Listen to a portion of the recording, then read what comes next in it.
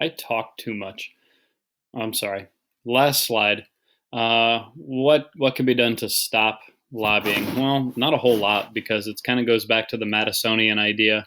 The cure is worse than the disease. Why do we have lobbying? Well, because we have the First Amendment right to petition our government for redress of grievances. And so, if you want to make known what you think about policy and your perspective on it, then you have a right to do so.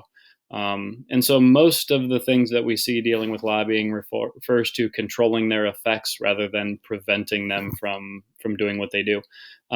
Disclosure laws, I mentioned before, that's the Open Secrets website.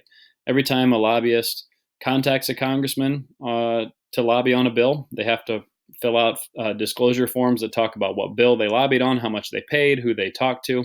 And so the idea is that hopefully um, the public, or more realistically, the news media, can gather that information and then provide us with an understanding of who's trying to buy congressmen, and then which congressmen seem to be the most receptive to being influenced by those lobbying efforts. And then the second deals with campaign finance law.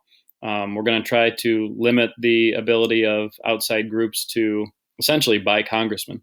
And so we're going to spend all of our effort after spring break talking about campaign finance law. But the two basic things we can talk about right now: limits on contributions by individuals. There's a $2,700 limit by one individual to a congressman.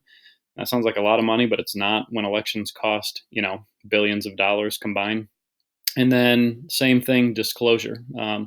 Anytime that a campaign gets a check for larger than $50, they have to provide a record of who gave that to them. And so, again, hopefully, when we see who's giving money to congressmen, we can see what those connections are. And if we don't like them, then we can vote for somebody else.